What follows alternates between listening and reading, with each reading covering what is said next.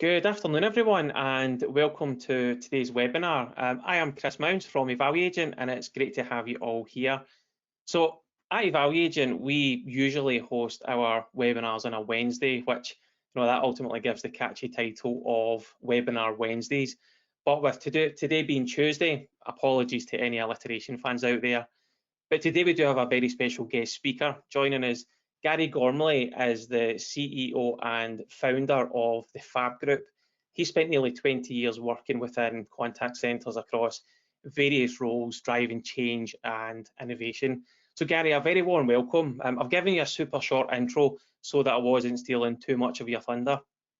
Oh, thunder not being stolen at all, Chris. Thank you very much. And it's awesome to be here. I think these events are really great, and the more people we can reach as part of these, then that's great. And my business is, as you said, the Fab Group. So we help contact centers with our mission, which is to be the one-stop shop for all contact center solutions. But importantly, through the vision of that is changing customer perceptions about contact centers by delivering awesome customer experience. You can tell I've said that maybe once or twice, but it's really great to be here. I love doing kind of these webinars, and hopefully the topic that we're talking about today, employee engagement, is really topical, and hopefully there's some value in there that I can share with your viewers.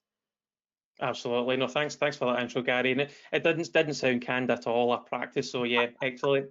But for any first-time viewers of our webinars, maybe you're finding out about Evaluagent for the first time. So let me just give you a little bit of background on Evaluagent. We're a quality assurance and improvement platform for contact centres where you can evaluate your customer interactions to coach, train, and motivate your agents for a consistently outstanding customer experience, which, as contact centre professionals, that's what we all strive for. And one of the crucial elements of outstanding customer experience is, of course, the employee engagement. And of course, that's what we're going to be talking about today: employee engagement, shifting mindsets, and managing cultural assassins. So as we continue with the discussion, we want to make sure that everyone has a chance to give their input. So to do this, we'll be conducting one or two polls during the webinar. And participating is completely optional, but we would love to hear your feedback and see the results. Now, you will also see a question window on your screen where you can submit any questions, and we'll do our best to address as many as possible at the end of the presentation and the webinar. But if I'm not able to address all of them, then don't worry, we'll be sure to follow up with answers after the event. The webinar is also recorded and will be made available afterwards also, so if you're short on time, don't worry. So with that said, without further ado, Garry, the floor is yours. I'll just let you very much change it to presenter. Just 1 second. So this is where technology absolutely fails me, and I can't do anything. We'll try and make this transition seamless. I've just dropped a chat into a comment into the chat, just so everybody knows where that is, and I will share my window. So hopefully you should be able to see the banner that is employee engagement, shifting mindsets, and managing cultural assassins. If you can't see that, drop us a message into the chat, and either myself or Chris will try and fix it. Hopefully I'm not talking to myself though, so that's all good. It's all good. So this topic's really close to my heart, because I think it's in this day and age where we're a lot more disparate as a team, employee engagement can be really challenging in bringing people together and getting them all on the same page. So the topic that we're covering here, employee engagement, shifting mindsets and managing cultural assassins. Now, that topic is that whole cultural assassins piece is an interesting one, and people think, actually, what is a cultural assassin? And what I'll do is I'll explain as we go through here, but you might have in your own minds an imagination, if you like, of what a cultural assassin might be.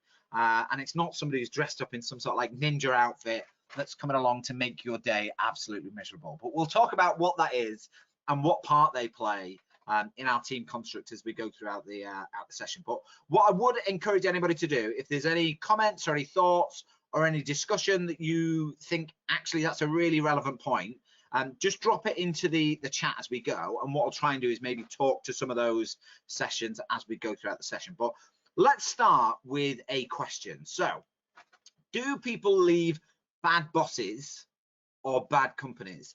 If you've got your own personal thoughts on this, I'd be really interested to hear some of that in the chat. So do people leave bad bosses or do they leave bad companies? Now, I've got my own personal view, and what we'll do is we'll talk through the slides today, and it might help inform the response to some of that question. But do people leave bad bosses or bad companies?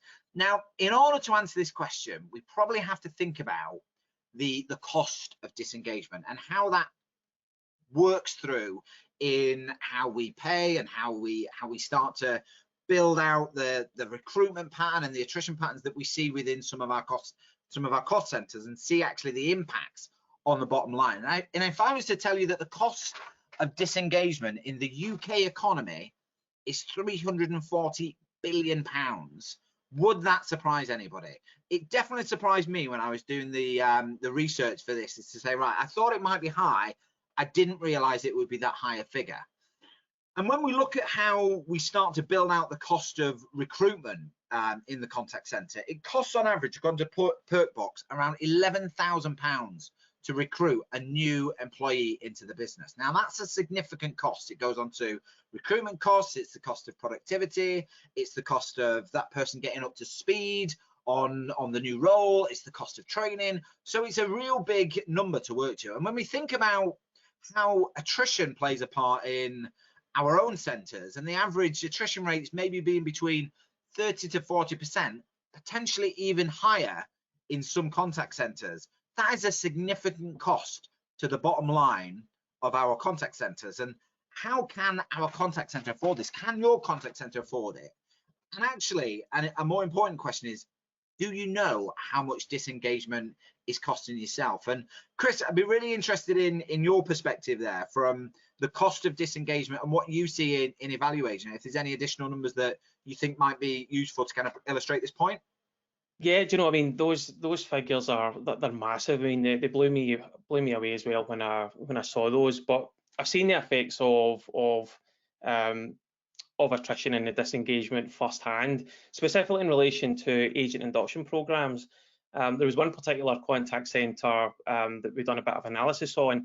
They were losing, on average, 60% of new agents within the first 12 weeks of them actually starting. And losing those agents meant, recruiting again, putting in more resources, which all of that comes at a cost.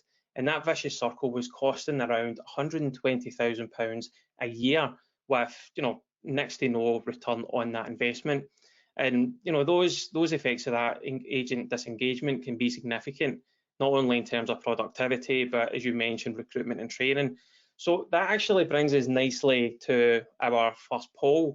Let me get this queued up. So we would like your opinion on what you feel impacts employee engagement the most. So that poll should be showing on your screen now. There we go, now. So the wonders of technology. So what impacts employee engagement the most? Is it work environment? Is it leadership? Is it salary? Or is it something else? So just give a few moments just to make sure everyone can answer. So is it work environment, leadership, salary, or something else? So just give a few more seconds before we show the results. So almost everyone voted. Excellent. See? Yeah. Okay, so excellent. We'll close the poll there and share the results so we can have a look at that. Let's see. So work environment, 38% voted for that, 54% voted for leadership, 8% salary, and interestingly, something else was 0%. Gary, any surprises with that? You know what? I did a very similar poll myself, so I'm not going to ruin the surprise. But I think it's very similar in terms of some of the performance and some of the results that we saw as part of the poll that I did. So if I jump back into the presentation and actually talk about some of those things that we've just mentioned there, and some of the stuff that's coming out of those polls, I did a poll within LinkedIn, and I asked this question: what impacts employee engagement the most? So very similar to what we've talked about there. If you look at the bottom one being salary at 13%, next one being leadership at 53%. And this was a poll of around about 120, 130 responses. So it's very representative of the demographics that we see in the contact center. And you had work environment there being 31, and then other in this poll was 3%. So you can see actually really there, we know that leadership matters, and it's very similar to the poll that we've done there. The leadership in the business drives some of the employee engagement factors that we see within teams and within departments and environments that happen in the contact center. So how do we start to think about how we improve that? And for me, there are three core questions that we as the leadership team need to be asking ourselves in order to understand what is the pulse of the team, what's the pulse of the environment. And that first question starts with what we call psychologically safe. How psychologically safe is your team? Now, I don't profess to be a psychologist, but I do like psychology, and I like the psychology of organizational design and organizational development. And psychological safety in the contact center, particularly in the contact center industry, is really important. And it's really important in the environment that we're working in at the moment, with remote working, hybrid working, and actually in the office, bricks and mortar working as well, because there are three different dynamics happening there. And we have to ask ourselves that question: is how psychologically safe is the team? So is there a culture of fear? Is there a blame culture? Do people not do things and avoid innovation because they fear if things go wrong, they're going to get the blame? Just have a think about that in your own culture at the moment, and maybe in your own role at the moment. Do you hold back from doing things differently because if something goes wrong, you're the one that's on the hook for it? You're the one that's to blame. And that's what we mean by that blame culture, and that psychologically safe feeling of being able to do something without fear of reprisal. And actually, the other one here is failure seen as something that's quite negative in the center? It's okay to fail, but we need to fail fast. And what I often refer to is something called first attempt in learning. So actually, it's fine to fail. We fail forwards. Actually, failure is seen as your first attempt in learning. It's something that we have to make sure that we do in order to grow. And that's all around how we start to have that authentic culture and that safe culture within the organization. So people feel that they can make decisions, they feel empowered, they feel engaged, and they feel like they have a voice. So I want you to think about that question: how psychologically safe is your team? And then consider this one at the same time. How valued and appreciated do the people in your team feel at the moment? How do they celebrate success? And how do we start to recognize people? Is there a particular channel that we've got that enables people to talk about some of the great ideas, recognize people's successes? Do we recognize how well people fail as well as people succeed, and the learns that we've taken from that failure, how we start to build a culture that allows that innovation and that ideation to do something different? Then you've got the leadership team, and how invested in the leadership team are. How are they given the opportunity to coach? Are they given feedback on how to coach? Are they given feedback on how to coach? Do we develop those skills? And do we recognize the fact that it's a challenging role for team leaders at the moment? And then the final one there is, how do our values transcend the wall? We've probably all got those values that we stick up on the wall and they gather dust. And I've put an illustration here of some of the fab outsource values that we've got around what we call our tribe values, how we make sure that people have the opportunity to be open and honest in that communication, and how we start to empower people. So how are you making your values transcend the wall? And how appreciated do people feel? And how do you create those channels to recognize people in the right way so that they feel valued? And then the final one here is, how well are we developing them? I talk about the contact center being an industry that you can have a career in. A lot of people see contact centers as an entry-level role, but actually, if we think about the contact center and the role that a contact center agent does, they're managing multiple screens, they're managing multiple systems, they're looking at workarounds and manual processes that they're having to think about. They're having to kind of really dig deep into some of their customer service skills and their communication skills. So we need to create those career pathways. So how clear are we about what the career pathways are within our contact center and where those roles are?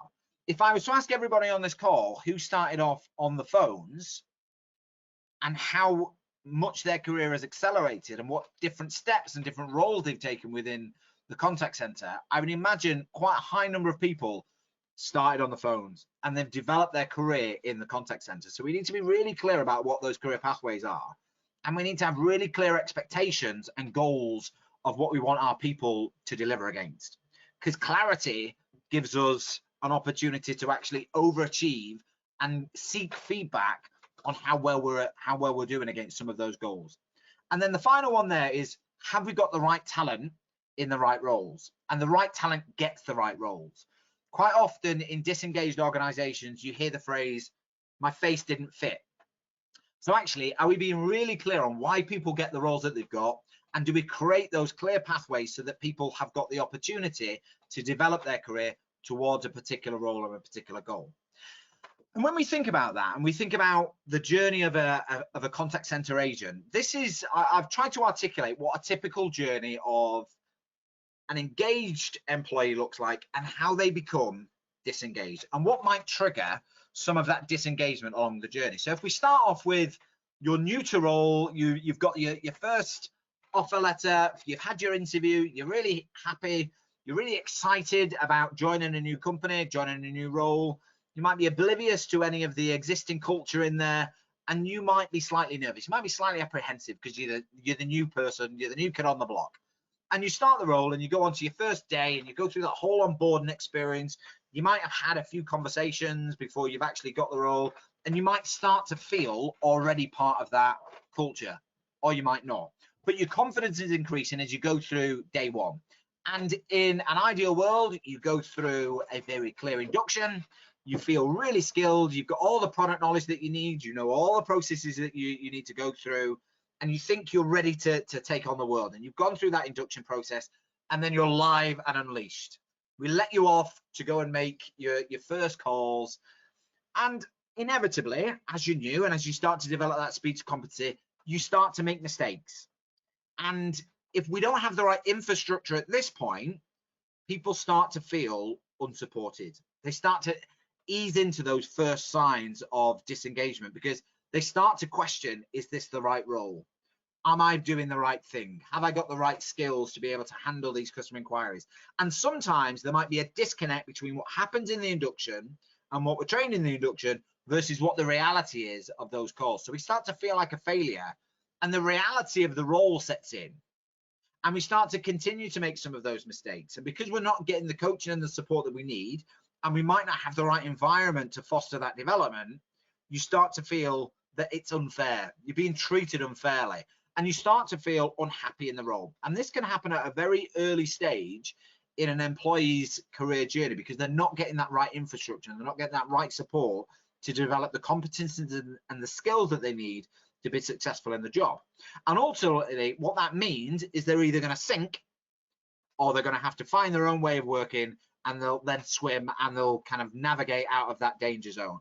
But it means that they're already feeling underappreciated. It means that they're already feeling unfairly treated in the role, and they're not feeling like actually what that initial bout of excitement that I had about the role has now dissipated because I've now been left to fend for myself, and I've not had the support that I was maybe promised in the induction, support that I was promised at the outset in the interview, and I'm starting to feel like, have I made the right decision in joining this company because I'm not being supported in the right way? And that impacts us in a number of ways, and we start to think about what we call disengagement, and we start to fall into that disengagement pool. And actually, the key question here is, do people start a job feeling like they're going to make your life a living hell? Do they feel like they're going to start to be disengaged? When we start a job, we start it with a whole host of enthusiasm. So disengagement happens as a direct result of the culture and the environment that we create within the business. So how do we start to create that right culture and that right environment? Now, I've put three key statements on here. We need to create loyalty, we need to create happiness, and we need to create that safe environment so that people can thrive. And you've got two dynamics here with loyalty. You've got those that feel really loyal to the business, and they feel rewarded, and they feel recognized, and they feel really happy, and they're advocates of the organization because they feel like they're getting the support and the appreciation and starting to develop that attachment that loyalty brings. The reverse of that is people feel undervalued, they feel underappreciated, and they start to look for jobs, and they start that whole quiet quitting phase is where actually I'm not quite happy, so I'm going to start to look around for business. Where we want to get people is in that happiness phase, don't we? So we want people to see that there's an opportunity and a career in the contact center. So they see a future where they can develop their skills and they can move on to bigger and better things. They can take that career pathway and build the salary, build their expectations, build their skills, versus those that see the job as a paycheck. They're just waiting. They're doing that Monday to Friday. They're doing that 9 to 5. They're clocking out at 5. They're logging in at 5 to 9, and they're just giving the bare minimum. And ultimately, what we want to do is try and build that psychological safety so that people have that opportunity to fail fast and try new ways of working and do different things that are going to help them build and accelerate their skills and their career. But what typically tends to happen in some centers is we've got that blame culture. We've got that fear of failure. We've got that fear that if I take another call, maybe it's going to get QA'd and that's going to be failed, and then I'm going to get some negative feedback. So we start to spiral into this way of building a culture that isn't engaging, and it's not the right culture that we want to be working in. And ultimately that then drives some of the attrition that we then start to see in the contact center. And if you do exit interviews, you might start to see some of that coming out of those interviews. So where are our people in this cycle? And what I've done here is on the two axes, you can see I feel valued and I'm happy in the job that I'm in. And when we start to plot people across these four sectors that I'm about to talk to you now, I want you to start thinking about your own people and your own teams and where they might be on this spectrum. So we start off with those people that are ready for more. These are the people that they might not feel overly happy in the job that they're in because actually they need to be stretched. They need to be developed. They feel valued with the business, but they're ready for the next new challenge. Then we've got those people that are absolute advocates. These are the people that we cling on to for dear life within our businesses, and we don't want to lose. We fear losing these people because they're great. We use them for mentoring, we use them for training, we plug all the directors into them to listen to them, and they feel really valued and they feel happy in the job. Then we've got, and the topic of this webinar is cultural assassins. We've got those people who are very disengaged, those people who in our organizations, like, we put them to one side, we try and sit them the furthest away from everybody because they ooze negativity, they ooze toxicity, and they're not particularly great for having a great team vibe and having a great engagement. The one that I want to zone in on just for a second is those that are soon to be soured, I call this. These are those people that are on the precipice. They're relatively happy, but they're not necessarily feeling valued in the role that they're in. They don't necessarily have a really clear attachment to the organization, and they might be on the precipice of feeling disengaged in the contact center. And these people in your contact center are the biggest risk. It's obviously not those that are ready for more of the advocates. And actually, believe it or not, it's not the cultural assassins. We need to tackle those, but those in our organizations that are on the cusp of moving into being a cultural assassin, we need to focus on and we need to develop. So how do we start to do that? Well, we need to spot the signs of sourness. We need to understand what is triggering some of that disengagement. And if we start to think about the stages of sourness, these might start to ring a bell. So if you think about it in your own team, you start to feel overwhelmed. And think about this in your own world and in your own roles.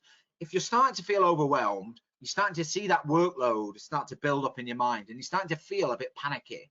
And because you're feeling panicky, you're probably not doing your best job, or your efforts, despite having got a massive workload, isn't being recognized. And you're starting to feel underappreciated, undervalued, and you start to feel that feeling of inadequacy in your role.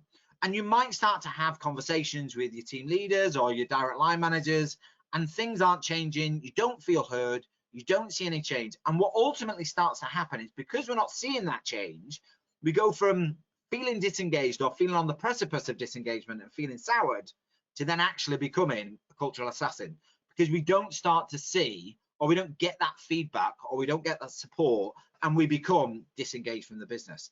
And I think when we talked earlier, Chris, I think you've got some builds on how we can start to tackle some of that feedback and some of those ways of identifying sourness within some of the tools that you've got.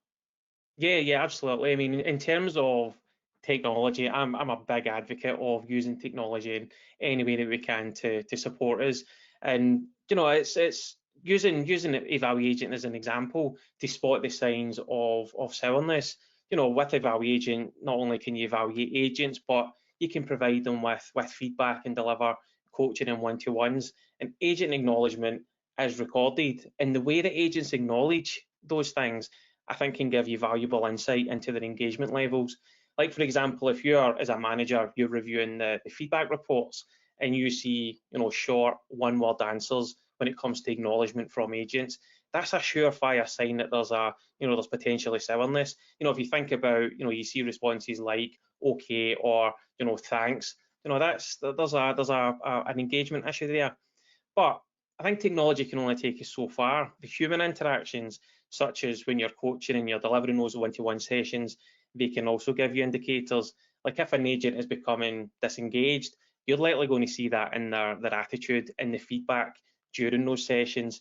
So for me, I think absolutely a holistic approach that combines technology like evaluating and the human interaction element, those things are essential to identifying and addressing the sourness effectively.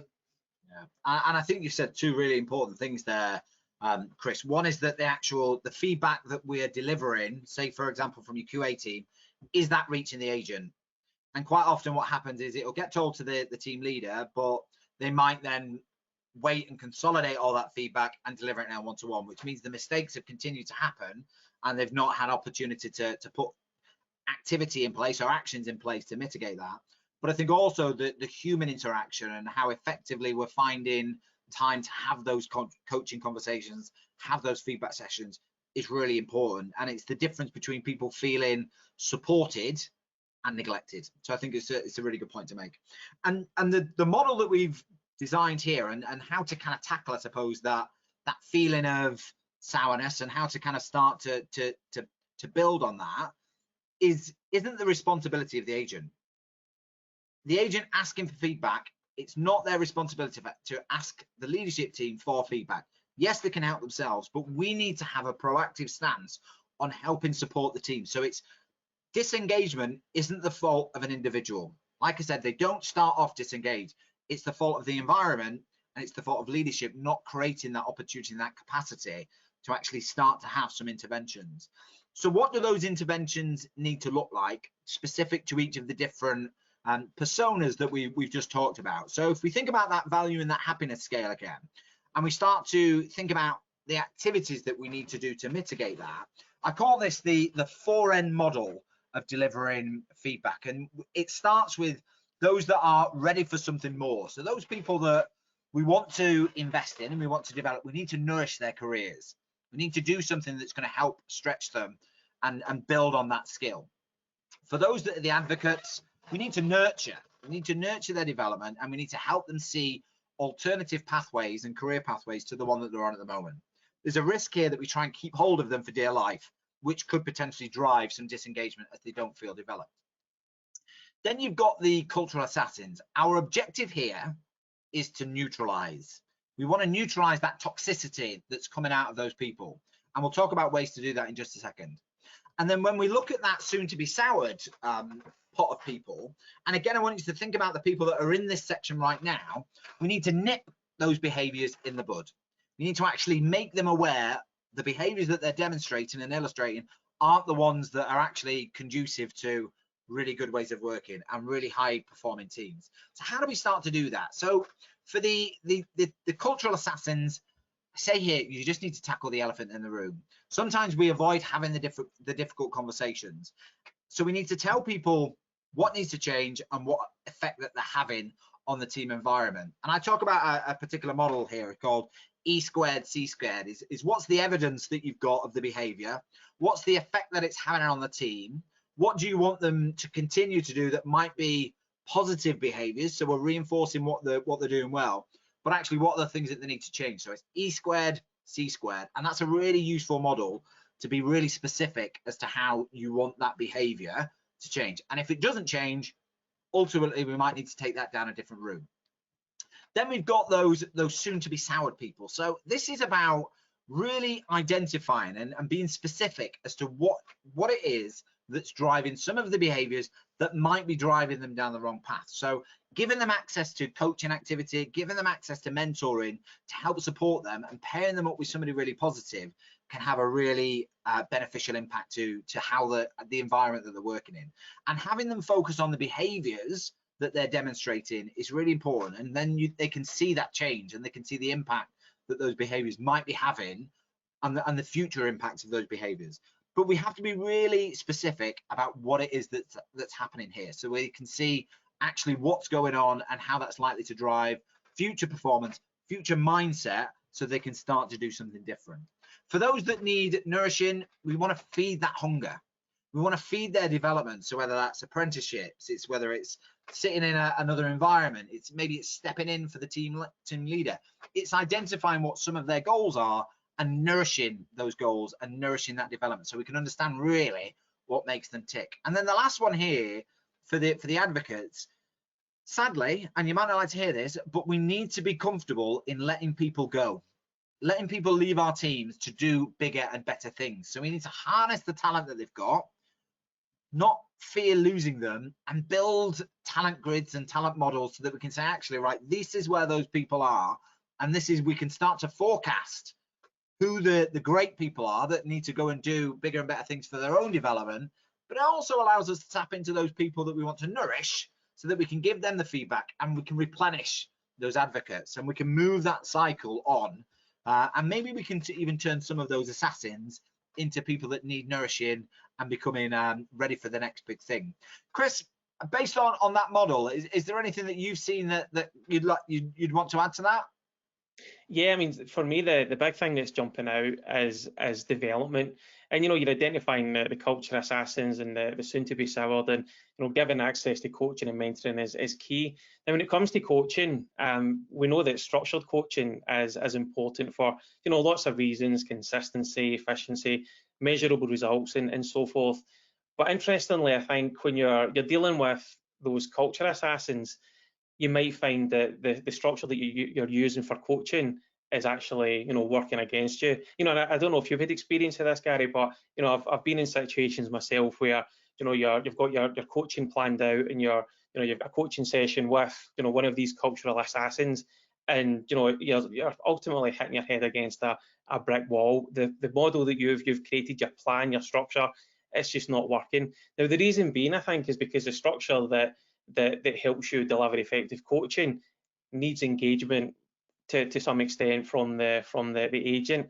So I think in those cases we need to be flexible in our approach and break from those structures when it warrants. Like, for example, if we were planning to say something like, what can you do to achieve a lower average handling time, as a coaching question, and when you mentioned about addressing the elephant in the room, that's absolutely the right time to do it.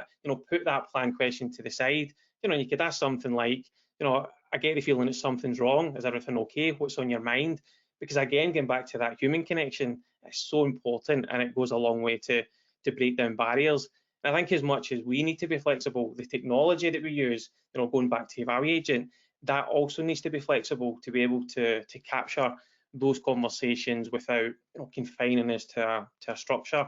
And for those that are hungry to learn and develop, they're ready for more in the advocates, providing those learning and development opportunities is crucial.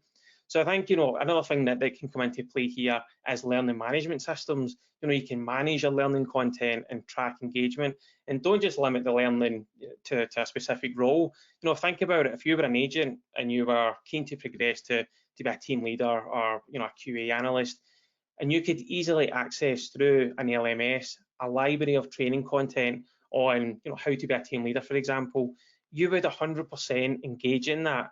And as it's fairly common for agents to progress into QA or team leader roles. And I'm sure we've seen this already, where you've got great agents, but they just weren't ready to handle the challenges that, you know, a team leader role brought with it. So as a business, there's massive benefits in giving access to that type of learning. I think, you know, Gary, we're curious by nature, so feeding that, it naturally builds engagement, doesn't it? Yeah, 100%. And I think what you've talked about there is really important, especially with the team leader population, because you've got people that were agents one day and then the team leaders the next. But what they're doing is they're inheriting a team of maybe 12, maybe sometimes 15 agents that sit within the different boxes that we've got here. I know we shouldn't put people into boxes, but this just gives you an opportunity to kind of say, right, where are people within the spectrum of my team?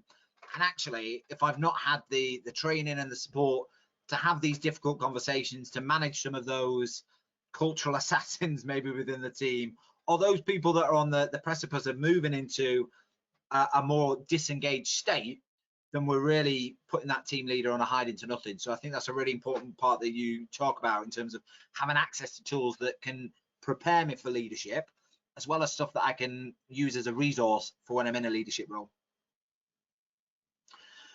So if we think about what makes great customer experience and great employee experience, and anybody who's listened to either podcasts, webinars or talks that I've done, they'll probably recognize this in a formula that I talk about operational excellence and employee experience drives great customer experience and great customer outcomes.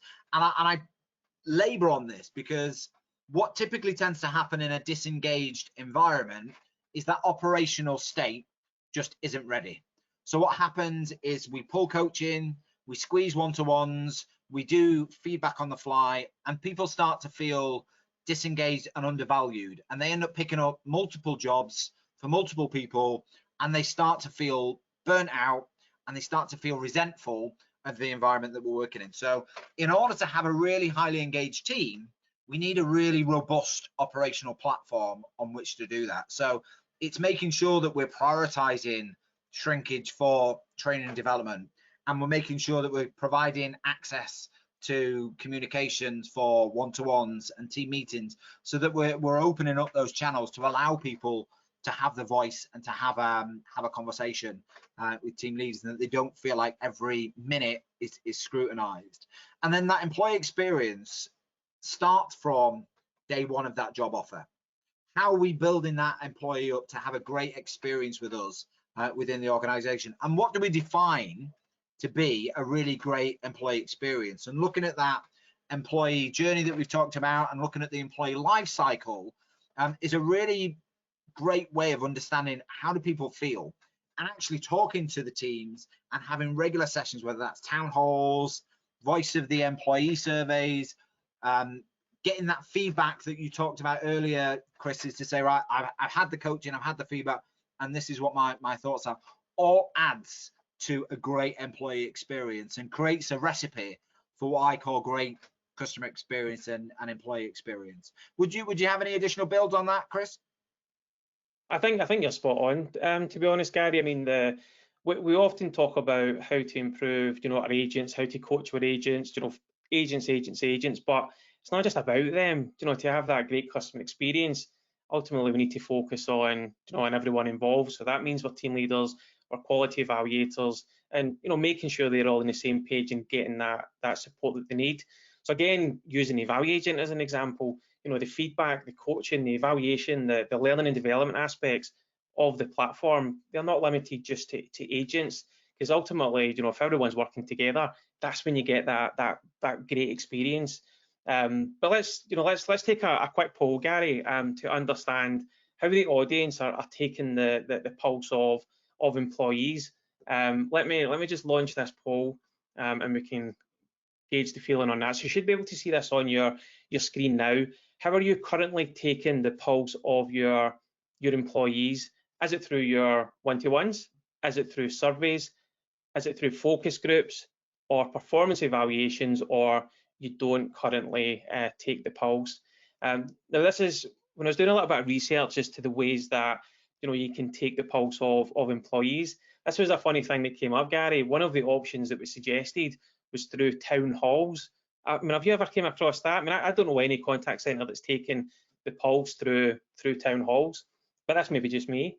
Yeah, you know, I've not seen people taking a pulse check in a town hall. I think quite often the number of people that turn up to a town hall meeting is representative of how people might feel. But I think the other point of that as well is to say, do we actually allow people to attend those events? So what I have seen historically is we'll run a town hall meeting, or we'll run a voice of the employee session and invite people to it, but actually we don't allow them to have that time off the phone, or Really good part of point. something having to eat into the lunch break to do. And that again is a sign of potential disengagement if people are choosing not to attend those, and if we're not creating the opportunity to attend those. I think that's something that feeds disengagement rather than maybe having a specific pulse of it. No, absolutely, I would agree. And we've got 82% of the audience has voted. So let's take a look at the results. So 43% measured the pulse with surveys, 29% through their one-to-ones, 21% through performance evaluations, and 7% don't currently take the pulse. And then focus groups, 0% there. What's your thoughts on those results, Gary?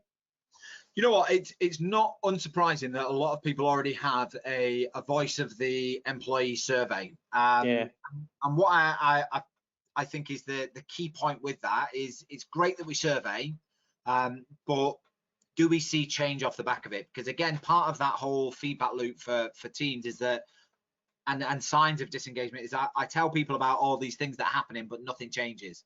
So I think there's an opportunity sometimes that's missed in saying, right, we've got all these questions that we've asked, and we've got all this feedback that we've amassed. What do we actually do with it? And how do we then close the loop on some of the topics and some of the issues that have been raised? And one of the things I always like to look at, and certainly when I was a frontline leader, one of the things that I used to obsess about was the verbatim comments and what's discussed on those. And those are really usually good opportunities because people don't hold back on surveys sometimes, and you can get some real clear insights on what the actual realities are within the centre. Yeah, absolutely. I would agree. It's interesting that the majority is through surveys, because there's a lot of technology out there that makes it easy to get those surveys out there and to capture in that information.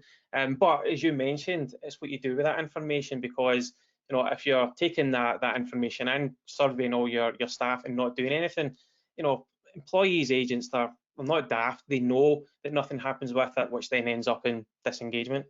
Yeah. And I think a really interesting stat to look at sometimes with those types of surveys is the completion rate. So how many people has it gone to, and how many people have actually opted to fill it in. Yeah, absolutely. So just to round off from my perspective, key takeaways for me, if you're going to take anything away from the 40 or so minutes that you've been on here, is making sure that your recruitment process is airtight and that we're recruiting the right people for the right roles. So really identifying what those key competencies are and recruiting the right people. And I talk about that whole recruit to retain piece, is that we actually want people to stay with us, and we want people to actually have a really good, prosperous career with us. So set your stall out as you mean to go on with that. Having a really clear induction program and being really honest with the types of calls that people are going to deal with. There's no point in creating the ideal scenario or having people listen to a perfect call when the reality of it is they might be facing off to some really, really challenging calls. So set some real life examples and create those supported environments, either in model office or academies, or at least make sure that you've got a really clear opportunity to resource those new people that are coming into your team. And then inspecting what you expect. I think this is a really obvious one for me, is that there's no point in providing feedback if you're not then going to follow up and see if that feedback has hit the mark. So creating that coaching culture, creating that resourcing capacity to coach, and building that into your shrinkage and your capacity plans is an absolute must. And then really understanding how confident and clear are your team leaders about how to coach, especially if you've got a relatively new and inexperienced team leader. You want to make sure that they get that right support. And then the last one that we talk about there is that whole nurturing piece within the contact center, is making sure that we're actually nurturing people so that they are staying with us and we retain them, and that being really clear about what those career opportunities are, within the contact center, so that people see the contact center industry as an industry where they can have a really awesome career. And I think that was it from me. Excellent. Thanks, Garry. That was excellent. Now we're happy to take any questions. So please drop some questions into the question box. We do have one at the moment, Garry. So this is from Tom in relation to the psychological well-being of your team. So when agents or staff make errors, how important is the terminology we use to highlight that error in terms of engagement? Yeah, you know what, I think, I mean, I will be honest, I have delivered feedback atrociously sometimes, or I've coached. We're all guilty at some point, that's the thing, we're only human. And you do take the learns from that, and I've certainly taken learns, especially when I was new to team management. I made some right faux pas because you didn't get the right kind of training instruction, the right coaching. So that whole sink or swim thing is really kind of key in that scenario. Yeah. But I think the terminology that we use, words matter. I think it was who was it? There was a famous the quote escapes me, but it was careful of what you do or say, because actually they become your actions or something. But I digress. But ultimately, words matter. So actually thinking about how you position that feedback and thinking about how you would want to receive it, I think can be a really good exercise to go through, is to say, particularly if it's difficult feedback, you want to layer in something and pull out all the positives as much as you can, but at the same time you can't sugarcoat something if it's not right. So I think sometimes rehearsing it in your head, I always go to the I need to tell somebody that they smell scenario and say, right, how would I want to receive that piece of information? And once you've had that conversation, every other conversation is really easy. Oh, but, yeah, absolutely. Do you know, it's quite interesting. Terminologies are, and you know, when it comes back to positive language, it's such an important thing. I've seen a lot of examples where an evaluator will deliver an evaluation to an agent, and it's not met the criteria, so that's classed as a fail. Now, typically, when you would get an evaluation that didn't meet the past criteria, there would be feedback attached to that, which typically would be negative feedback, you know, things that they need to do better. So if an agent's getting an evaluation that's tagged as a fail, then they're getting negative feedback. You know, what sort of mindset is that going to put, you know, that agent into? They're not going to be willing to engage with, well, here's my coaching session that's coming up over the back of that. They'll be thinking they're coming into that, you know, getting disciplined. You know, if they're hearing fail, negative, it's so important. You know, I worked in an environment where it was the training competency program was set out in terms of competent with development, and non-competent. And I had to give some feedback to one of the managers, because they were using the word incompetent rather than non-competent. So I was like, words definitely matter. But I think where I would, the example that I would talk on there is to actually talk about the scenario rather than the outcome. So rather than saying, right, talk to me about what you do in this scenario, and then they tell you what the right scenario is, and you can say, right, I'm going to share an example where you've not done that in that way, and that means that you've not scored 100% in this audit, and it's actually come out and it's showing as a failed audit or a pass with feedback.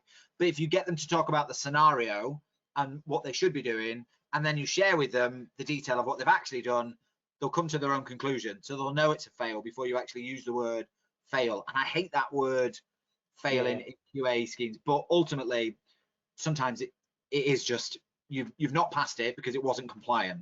And I think even that, using that phrase, that call wasn't compliant, is better than saying you failed that audit. Well, that's it. And the key thing is, it's not about, you know, the mistakes that have been made on that call, for example. It's about what you're going to do differently next time. It's the whole development curve. You know, it's not, you know, that's been and gone. It's what are you going to learn from that to improve and develop next time. And that mindset, you know, you can take that into, you know, beyond the contact center. You know, you mentioned at the start of the presentation about, you know, like the amount of people that have started as contact center agents. You know, I was exactly the same. I started as a contact center agent. I went through that, you know, the period of getting the feedback, the negative feedback, you know, hating it. But everything that you take from those, that feedback and that coaching, it makes you, it develops you and it builds up that skill set. So important. 100%.